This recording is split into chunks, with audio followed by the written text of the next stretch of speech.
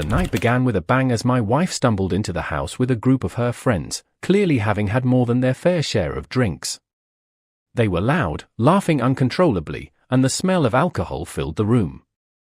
I was sitting on the couch, trying to unwind after a long day, when they burst in.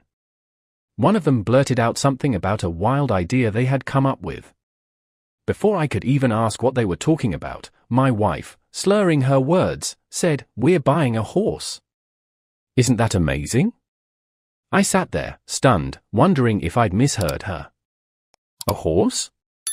Apparently, this all started at a bar where they were celebrating some promotion one of them had received. The story got more absurd as they continued. One of my wife's friends had apparently hooked up with some guy from a ranch, and this somehow inspired them to want to ride horses.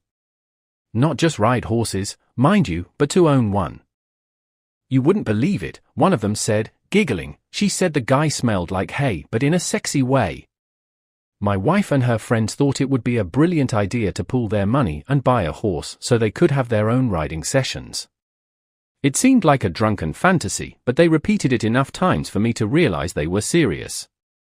I kept my cool, as I always do, but inside, I was dumbfounded. They were absolutely relentless. "It'll be so fun," my wife said, her eyes barely open, "and we'd save so much time not driving far to ride horses." It was the 5th time she'd brought up that brilliant horse plan. I decided the best course of action was to sober them up and defuse the situation. I went to the kitchen, brewed a strong pot of coffee, and handed cups to everyone. While they sipped, I called up a few of my friends to come and pick up their respective partners. One by one, the women were whisked away, leaving me alone with my wife, who passed out shortly after her coffee. The next morning, she woke up groggy but in better spirits. I sat her down and asked her point blank, "So, do you still want to buy a horse?" She groaned and waved her hand dismissively. "Don't remind me," she said, but then added, "You know, I actually wouldn't mind riding one. My life feels so monotonous lately. You and your friends are always on your computers. What about us?" There it was. Not the drunken chaos from the night before, but a genuine complaint. I wasn't about to dismiss her feelings, so I suggested, "Why don't you take that friend of yours and check out a place that has horses for rent? Maybe there's a stable or a riding club nearby." To my surprise, she actually liked the idea. Her mood improved instantly. "That's brilliant," she said, grabbing her phone. Within minutes, she was on a call with her friends, excitedly explaining the plan. I overheard snippets of the conversation, and it was clear they were all just as enthusiastic. "We'll get a group together," she said, pacing the kitchen. "It'll be like a fun girls' day out." By the afternoon, things were moving faster than I expected. One of her friends had a connection to a nearby stable and decided to take charge of organizing the first session. It seemed like everyone was on board, and I have to admit, it was refreshing to see them so determined. For once, the plan seemed somewhat grounded in reality. At least they weren't talking about buying a horse anymore. Later that evening, my wife informed me that her friend had already reached out to the stable. "We've got a trial session booked for Saturday," she said, looking genuinely excited. She went on to explain how her friend had worked out the details and sent out a group message to confirm everyone's availability. I nodded, thinking to myself that this might actually be a good thing. It was structured, organized, and most importantly, not my problem. With the plan set in motion, I could see that my wife was happy. She spent the rest of the evening texting her friends, finalizing the details. I couldn't help but think about how different the night before had been compared to now. At least this time, there was no alcohol involved, and the talk of buying a horse had shifted to something more realistic. For now, that was a win in my book. Saturday morning came, and everyone was eager for the big day. My wife and her friends had spent the last few days texting non-stop about their upcoming horse riding adventure. We were supposed to meet the group at the stables by 10 a.m., but of course, we were the last to leave the house. As usual, she didn't hold back her criticism, blaming our tardiness on my extended bathroom breaks. I brushed it off, telling her, "That's how all men are," which earned me a frustrated sigh. By the time we arrived, the others were already waiting, giving us exaggerated looks of mock impatience. The moment we stepped out of the car, we were greeted by one of the instructors, who happened to be a friend of my wife's friend. Alongside him were a couple of other men who introduced themselves as trainers. "Looks like we've got a big group today," he said with a cheerful tone. The women enthusiastically responded, shouting yes, while the men exchanged hesitant glances. The instructors chuckled knowingly. "Let me guess," one of them said, "your wives dragged you along." That got a laugh from the group, with the men reluctantly agreeing. We followed them inside, where the trainers helped everyone get into the appropriate gear. My wife and her friends were buzzing with excitement as they prepared for the trial lesson. The trainers explained the basics and demonstrated how to mount and control the horses. Everything seemed to be going smoothly until I noticed one of the instructors helping my wife onto her horse. His hands lingered just a little too long, and he stood a little too close. I frowned but kept my thoughts to myself for the moment. As the lesson progressed, it became clear that this wasn't a one-off incident. The same trainer continued to help my wife more than necessary, his hands brushing against her repeatedly. I wasn't the only one who noticed. A couple of the other husbands shot me knowing looks. We quietly agreed to address it after the session, but my patience was wearing thin. It wasn't just my wife, some of the other trainers were also getting a bit too friendly with the women in the group. When the women took a break from riding, we approached the instructors to have a word. "Could you guys ease up on the unnecessary touching?" one of us said, trying to keep it civil. One of the trainers immediately got defensive. "We're just doing our jobs," he shot back. Voices were raised, and the exchange started to escalate.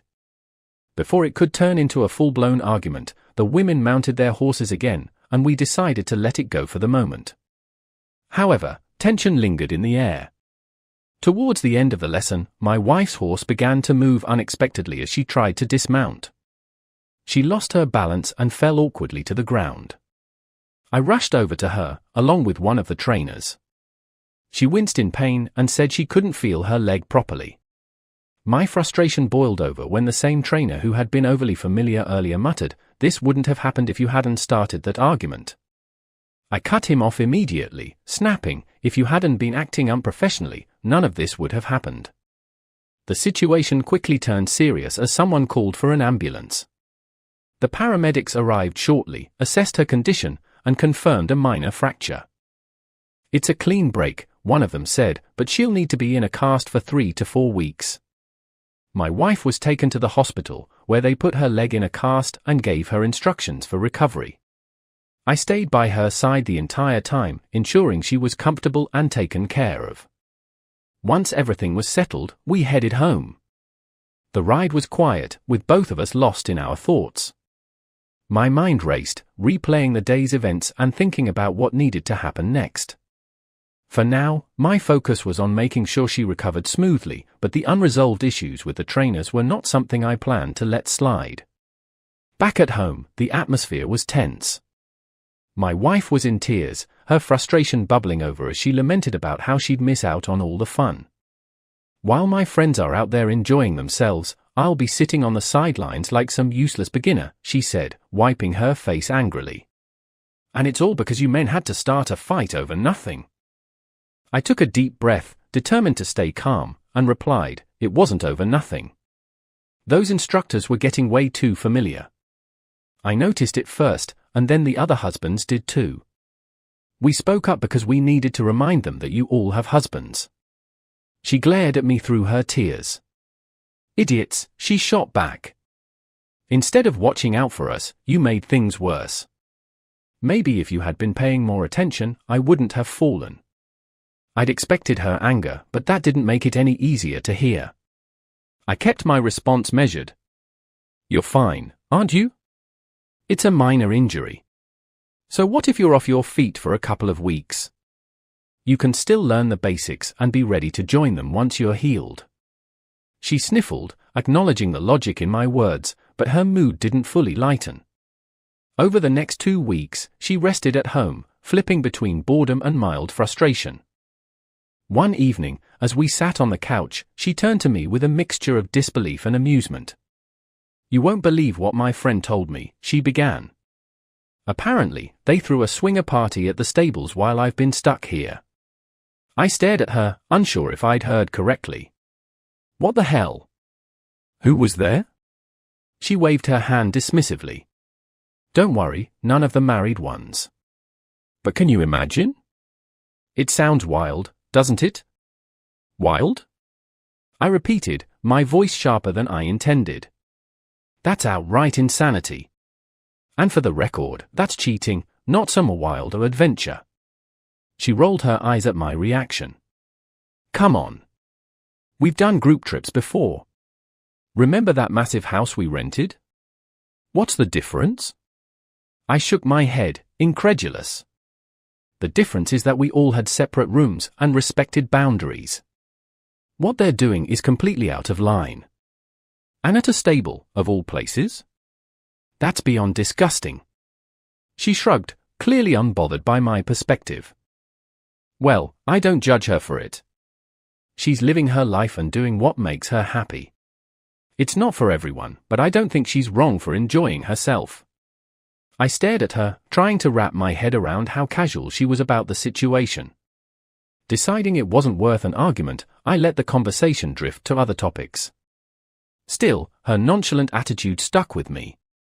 After a pause, I changed the subject.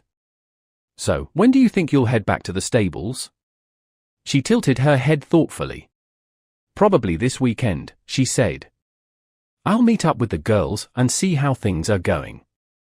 I nodded, keeping my thoughts to myself. Part of me wanted to push back, but I knew it would only lead to another argument. All right then, I said simply, just take it easy. She seemed content with the plan and returned to messaging her friends. Meanwhile, I sat there, silently piecing together everything she'd shared and deciding how to approach things going forward. There was no denying that this situation was getting increasingly complicated, but for now, I'd let her enjoy her moment. The weekend would come soon enough, and with it, more answers. I got home from work, ready to settle in for the evening, when I saw my wife preparing to leave. Need a ride? I asked, grabbing my keys. She shook her head. No need, she said. By the way, the trainers set a condition for our lessons. Her tone was casual, but the statement immediately caught my attention. A condition? I repeated. What kind of condition? They said we can't bring the husbands anymore, she replied nonchalantly. I blinked, trying to process what she'd just said. Apparently, some of you had a few arguments with them, and they've decided that it's better if you all stay away. Otherwise, they won't let us continue riding there. My eyebrows shot up. That doesn't strike you as odd? I asked. She sighed, clearly already annoyed by my reaction. What's odd is how you men act like teenagers fighting over your high school crushes. Don't you think it's time to grow up? We're all adults here. Her dismissive tone grated on me, but I let it slide. Fine, I said, watching as she grabbed her bag and left. As soon as she was out the door, I pulled out my phone and sent a message to the group chat with the other husbands. You guys heard about this new condition? I wrote. It didn't take long for the replies to pour in. What condition? One of them asked. I explained what my wife had told me, and the responses ranged from disbelief to outright anger. That's ridiculous, one of them wrote. What are they trying to pull? The conversation quickly escalated, and someone brought up the swinger party rumor that had been circulating. This is starting to feel off, another husband chimed in. First the weird behavior, now this. We need to figure something out. After some back and forth, we came to a consensus, the stables weren't the right place for our wives anymore. It wasn't just about the conditions, it was about the growing unease we all felt. One of the guys suggested finding a new stable as a surprise for the women, and the idea quickly gained traction. If we're going to do this, someone said, we need to make sure it's a good one. Something better than what they've got now. A quick search turned up a nearby facility with excellent reviews and a professional reputation. It seemed like the perfect solution. We agreed to visit the place first, just to make sure it was up to par. Once we confirmed it met our standards, we'd spring the surprise on the women. The plan came together quickly. We coordinated schedules and reached out to the new stable to arrange everything. It wasn't hard to convince the staff there to accommodate us, especially when we explained the situation. They assured us that their trainers were professionals who would respect boundaries. That reassurance alone made the effort feel worthwhile. As we finalized the arrangements, one of the husbands raised a concern. "What if they don't like it?" he asked. "What if they're attached to the old place?" The room fell silent for a moment before someone else chimed in. "How could they not like it? We're solving their problem and giving them something better. It's a win-win." Everyone nodded in agreement, confident that this was the right move. The day of the big surprise had finally arrived, and my wife's cast had just been removed a few days prior. I decided it was time to unveil the plan. "Get ready," I told her that morning. "We've got a surprise for you and the girls. Just grab your things and hop in the car." She looked at me suspiciously, but complied. As soon as she was seated, I reached over with a blindfold. "What's this?" she asked, laughing nervously. "Just trust me," I said, tying it gently around her head. We drove for a while, and as expected, the complaint started midway through the trip. "How much longer?" she grumbled. "I'm getting car sick." I smirked and told her to hang in there. "Patience is a virtue," I quipped, earning an annoyed groan from her. I stayed focused on the road, suppressing my amusement at her growing frustration. After what felt like an eternity to her, but was only about 40 minutes, we finally arrived. I parked the car and helped her out, guiding her to the spot where the other husbands and wives were already gathered.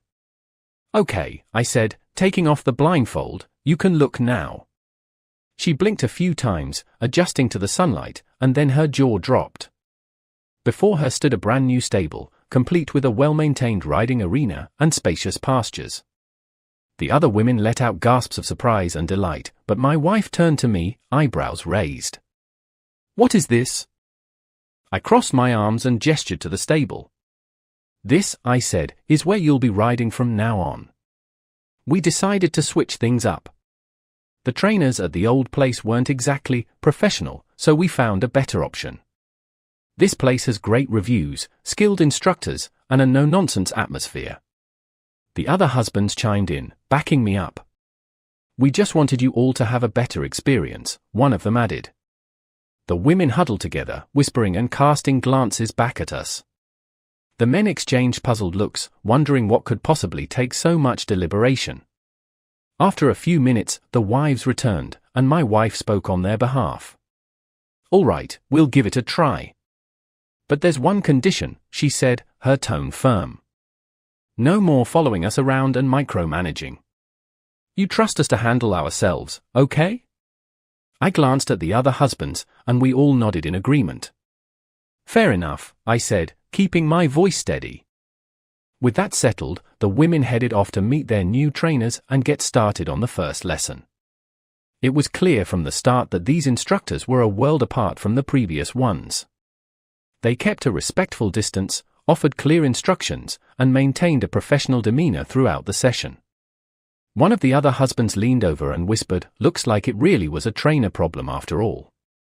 I nodded in agreement, feeling a sense of relief.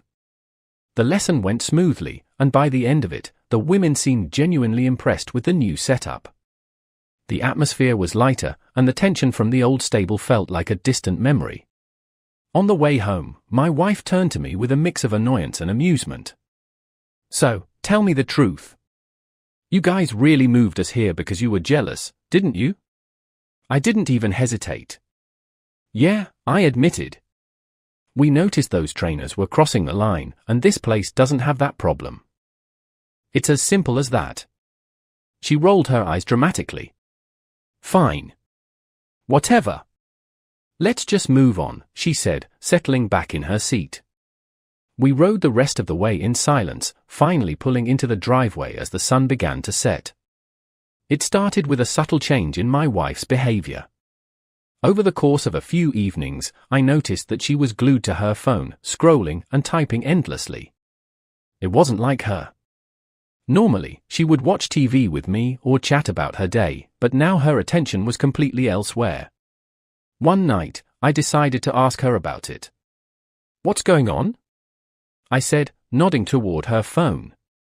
"You're on that thing non-stop. You've never been like this before." She barely looked up as she replied, "Oh, it's nothing. We've got a group chat with the girls from the stable. They share riding tips, schedules, and other stuff like that." Her answer sounded reasonable enough, but something about it didn't sit right with me. Later that night, I brought it up in the group chat with the other husbands. "Hey, guys, you notice your wives spending way more time on their phones lately?" I typed. The responses came quickly. "Yeah," one of them wrote. "Mine's constantly staring at her screen." Another chimed in, "Same here. I barely get 2 words out of her anymore." It seemed like we were all noticing the same trend. The chat soon shifted from casual observation to suspicion. "What are they even talking about in there?" someone asked. "Why are they so secretive about it?" The idea of finding out what was happening began to form. "We need to figure this out," one of the guys said. "Let's find a way to check their phones." While the suggestion seemed extreme, it didn't take long for everyone to agree. The plan was simple: we'd each find a way to look at our wives' chats. The next day, I spent hours brainstorming how to get into my wife's phone. She always had it locked, so I knew it wouldn't be easy. That evening, I stumbled upon a ridiculous but potentially effective idea online, using tape to capture her fingerprint while she was asleep. It sounded absurd, but I was willing to try. That night, I waited until she was in a deep sleep. Carefully, I pressed a piece of tape against her index finger, hoping it would work. To my amazement, the trick worked. With the tape, I unlocked her phone and opened the chat. For a moment, I felt like a spy in a bad movie. In the husbands group chat, they jokingly nicknamed me Agent 007, 0 brains, 0 patience, and 7 beers in. I had to admit, it was pretty accurate. As I scrolled through the messages, I found mostly mundane chatter, discussions about lessons, riding tips, and plans for group outings. But then something caught my attention. One of the trainers, the same guy tied to my wife's friend, was in the chat. Most of his messages seemed harmless, just casual small talk. However, one message from my wife's friend stood out. "We should meet up soon and discuss the plan," she had written. My heart skipped a beat. What plan? I scrolled further, but there was no explanation. Whatever they were talking about, they weren't being too open about it in the chat. I closed the phone and sat there, running through possibilities. Was it something innocent? Or was there more to it? The idea gnawed at me, and I couldn't let it go. The next morning, I decided I'd bring it up with her directly. For now, I shared my findings with the husbands group. They mentioned a plan. I typed, "I'm going to ask her about it tomorrow." The responses were a mix of curiosity and encouragement. Whatever was going on, we were all determined to get to the bottom of it. The next morning, as we sat down for breakfast, I decided to bring up the mysterious message I'd seen on her phone. "I noticed something on your phone last night," I began. "You and the girls were talking about some kind of plan. Care to explain?" She looked up from her coffee, not exactly surprised, but clearly not eager to answer. "It's nothing," she said with a dismissive wave of her hand. "We're just working on something, but it's not ready yet. I'll tell you when it's finalized." Her vague response didn't sit well with me, but I decided to leave it alone for now. Instead, I messaged the husbands group chat. "My wife's being cagey about some plan they're working on. She says it's a secret. Anyone else hearing this?" The replies came in quickly, and everyone seemed to be on edge about the situation. "Let's play detectives," I suggested. "We need to figure out what's going on." One of the guys volunteered immediately. "I'll keep an eye on my wife today. She's meeting up with the group. I'll let you know what I find." True to his word, the designated spy followed his wife and kept us updated through the group chat. "They've just left the house," he wrote. headed out of town. The updates continued throughout the day, keeping all of us on edge. Finally, a message came through that made my stomach turn. Guys, they're heading to the old stable. The chat exploded with questions. What? Why would they go there? Didn't we make it clear that place was off limits? The tension was palpable as we debated what to do. Calm down, I wrote. Let's wait and see what they're up to before jumping to conclusions. It wasn't easy to convince the others to hold back, but eventually they agreed to wait for more information. Later that day, our scout reported that the women had left the stable and he was heading home. No idea what they were doing, he wrote, but they seemed to be in a good mood. That evening, my wife returned home looking oddly smug. Sit down, she said, motioning toward the couch. I've got something to tell you.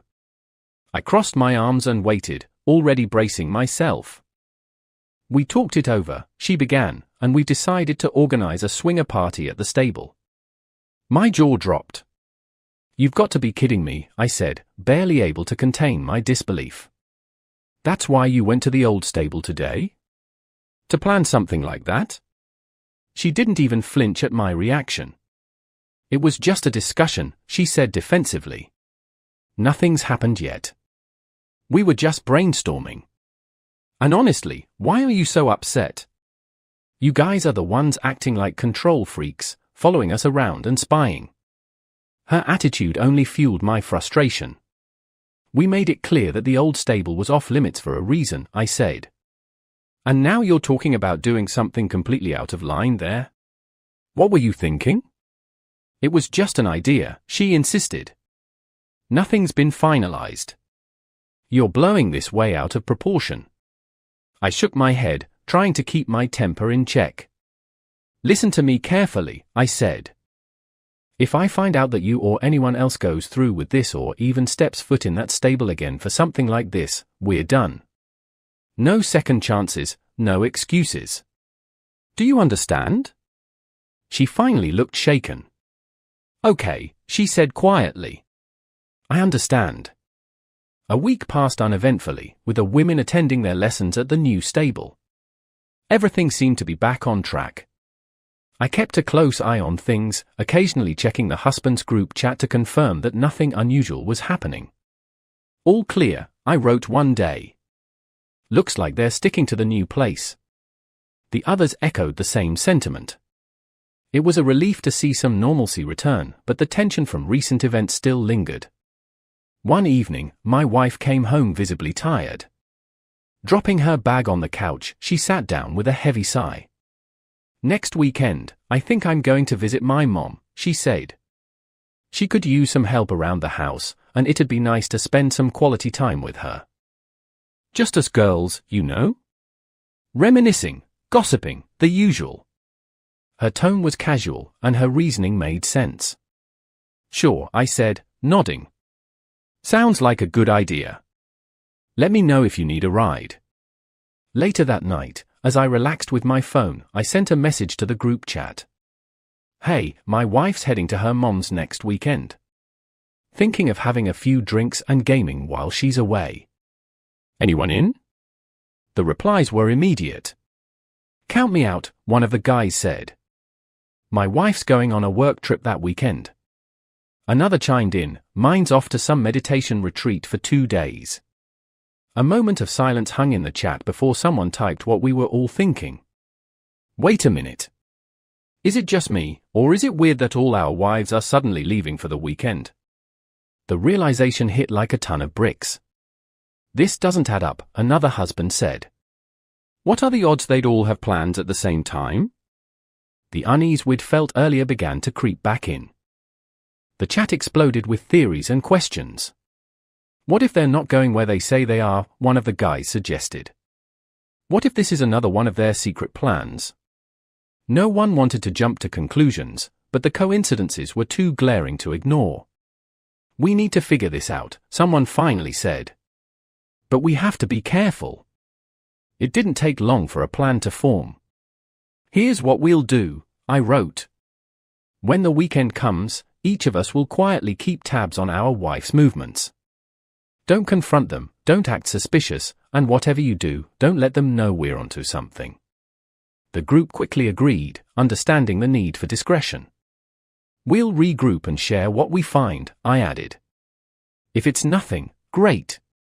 But if it's something, we'll be ready. The unease in the group was palpable, but we all knew better than to panic. No overreacting, one of the guys reminded us. Just gather information and stay cool. It felt like a mission straight out of a spy movie, but the stakes were real. None of us wanted to jump to conclusions, but the coincidence was too strong to ignore. All right, then it's settled, I said as the plan took shape. When the weekend comes, everyone keeps a low profile and gathers intel. Let's see where this leads. The chat quieted as everyone processed the plan. Whatever was going on, we were determined to get to the bottom of it. For now, all we could do was wait and prepare.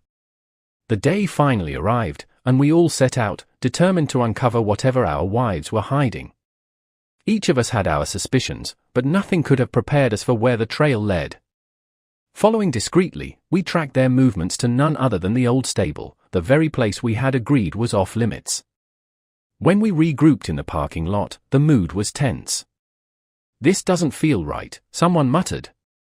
We all nodded in agreement, but there was no turning back now. We decided to wait and observe before making any moves. Let's give it 30 minutes, I said. If nothing suspicious happens, we'll leave and deal with this later. But if something's going on, we need proof. Everyone agreed, and I prepared my phone to record, just in case. The plan was simple, capture whatever unfolded on video for evidence. If it turned out to be innocent, we'd quietly walk away. But if it wasn't, we'd act immediately. The half hour felt like an eternity, but eventually, we saw enough movement to make us act. Quietly, we approached the stable, making sure to stay out of sight. I hit the record button on my phone and led the way inside. What we found was worse than anything I could have imagined. A swinger party was in full swing, and what was happening with the horses was unspeakable. I kept recording, my hand shaking with a mix of disbelief and fury. Amid the chaos, I spotted my wife. She was participating in one of the more absurd scenes, involving a giant carrot. I'll spare the details, but it was enough to make my blood boil. I motioned for the others to follow me, and we stormed into the room. The noise and activity stopped immediately as we made our presence known. Without hesitation, fists flew as we confronted the trainers responsible for this madness. After delivering a few well-placed punches, we turned our attention to our wives. I grabbed my wife by the arm and told her to get dressed, but she refused to listen, shouting obscenities at me instead. My patience snapped. "You're leaving now," I growled, pulling her along without giving her a chance to argue. She barely had time to grab a blanket to cover herself as I led her out of the building. The others followed, each dragging their respective wife in stunned silence. I didn't give her the chance to collect her belongings or even put up a fight. "Get in the car," I ordered as I opened the passenger door. She complied, muttering curses under her breath. I could feel her anger radiating off her, but I didn't care. What I had just witnessed was beyond any excuse or justification. The drive home was silent, save for the sound of her frustrated breathing. Once we were inside the house, the dam broke. "What the hell is wrong with you?" she screamed. "How dare you barge in like that? And how did you even know? Were you spying on me?" Her accusations were sharp and relentless, but I refused to back down. "How dare I?" I shot back. "After what I saw today, you have no right to question me." Her fury only grew as she tried to twist the blame back onto me. "You started this," she yelled, pointing an accusatory finger at me. "If you hadn't been so paranoid, none of this would have happened. This is all your fault." I stared at her, struggling to contain my anger. There was no reasoning with her in this state, and I knew any attempt to explain myself would fall on deaf ears. When we arrived home, I didn't waste any time. The moment we stepped through the door, I went straight to the bedroom, grabbed a few garbage bags, and started packing up her things. My movements were deliberate and cold. Clothes, shoes, cosmetics, everything went into the bags without a second thought. She stood in the doorway, watching in stunned silence at first, but it didn't take long for the shock to turn into rage. "What the hell are you doing?" she demanded, her voice rising. "You can't just throw me out like this." I didn't even look at her. "Watch me," I said flatly, tossing another pile of her belongings into a bag. Her anger escalated as she started shouting and trying to pull things out of the bags, but I was resolute. "You made your choice," I told her. "Now you're going to live with the consequences." Her aggression quickly shifted to desperation. Tears streamed down her face as she dropped to her knees, grabbing at my hands. "Please, don't do this," she sobbed. I made a mistake, I know that, but I was under so much pressure from my friends. I wasn't thinking straight. "I'll do anything to fix this. Please, just give me another chance." Her words were filled with emotion, but they didn't move me. I'd seen too much to be swayed by tears now. "It's too late for apologies," I said, my voice as firm as ever. "You think you can just say sorry and make this all go away? You don't even realize the depth of what you've done. You don't understand how much trust you've destroyed." She clung to me, begging for forgiveness, but I pulled away and continued packing. Each item that went into the bag felt like another step toward reclaiming my self-respect. As I finished gathering her things, I carried the bags to the front door and dropped them there. "Get out," I said, pointing toward the street. She looked at me in disbelief. "You can't do this. We're married," she screamed. "I'm your wife."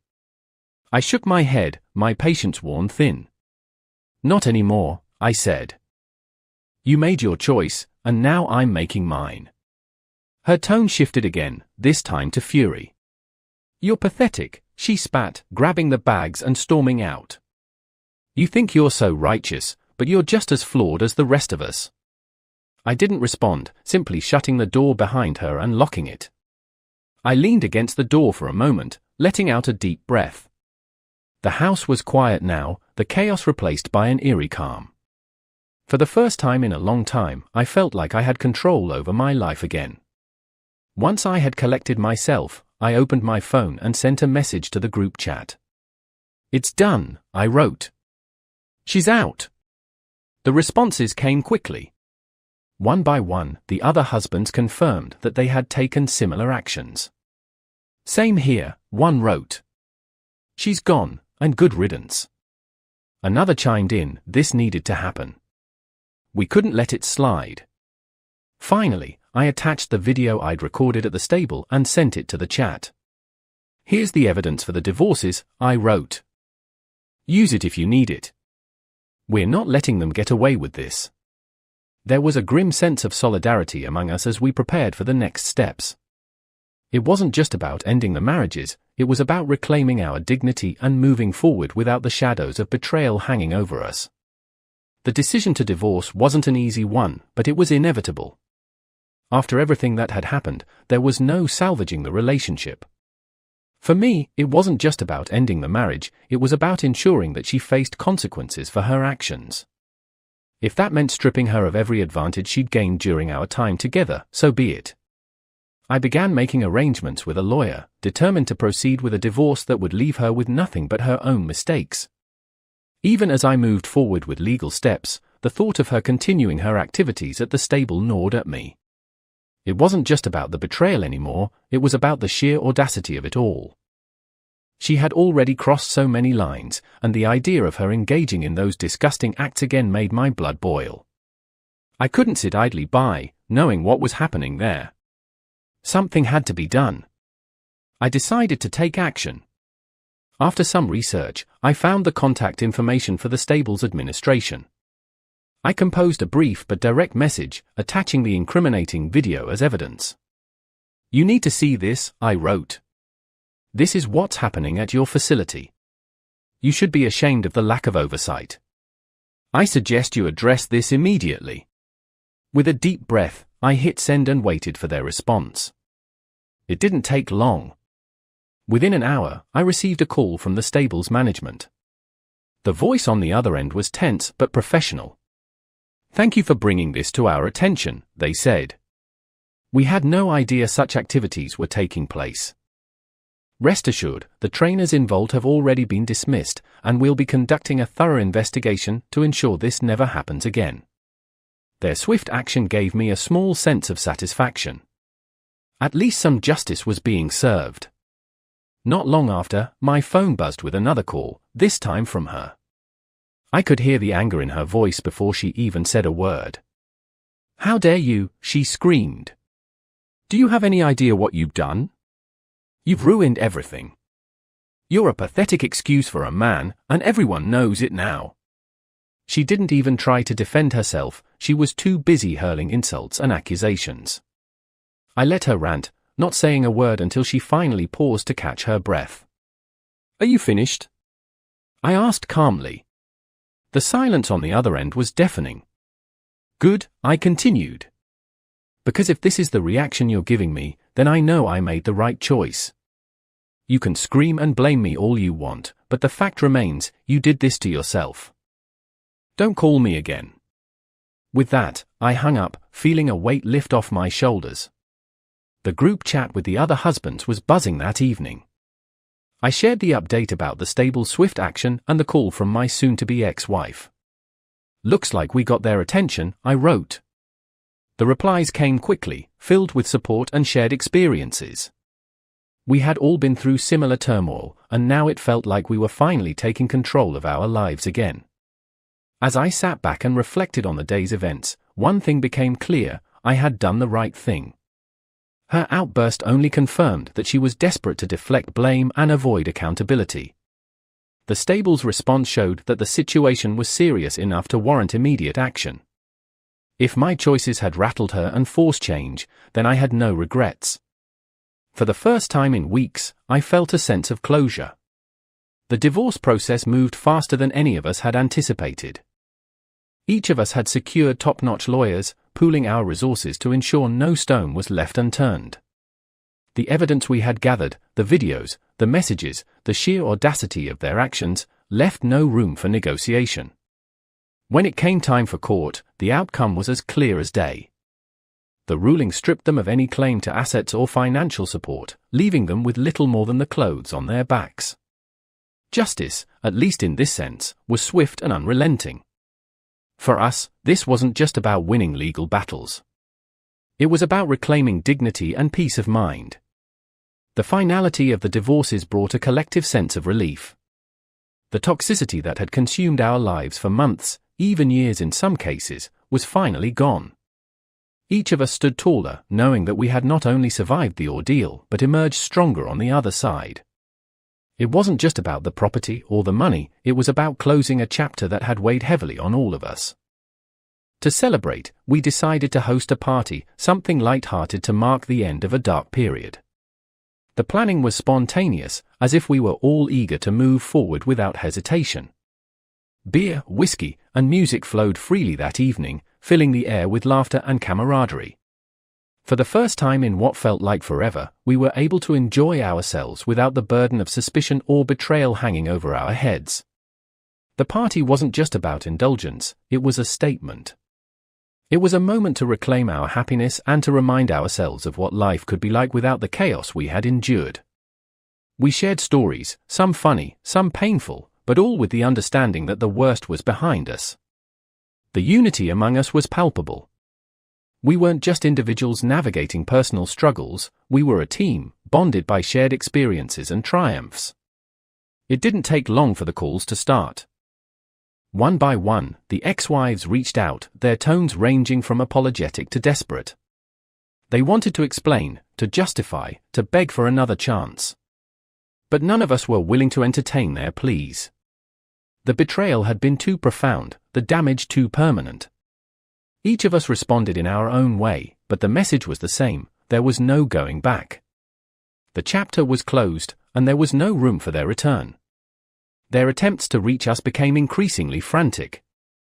Some tried to involve mutual friends, hoping to soften our resolve. Others turned to guilt, reminding us of shared history and the good times that had once existed. But we stood firm. The clarity we had gained through this ordeal left no room for doubt. They had made their choices, and now they were living with the consequences. We had no intention of undoing the progress we had fought so hard to achieve. As the party wound down, we toasted to new beginnings. It wasn't just about celebrating the end of our marriages, it was about celebrating the start of something better. Each of us had plans for the future, free from the weight of deceit. Some talked about travel, others about pursuing hobbies they had long neglected. There was a collective sense of optimism, a belief that life could only get better from here. By the end of the night, as the last drinks were poured and the music faded, we knew we had done the right thing. The bonds we had formed through this experience were unshakable, forged in the fire of shared adversity. As we said our goodbyes and headed home, there was a sense of closure, of moving forward with clarity and purpose.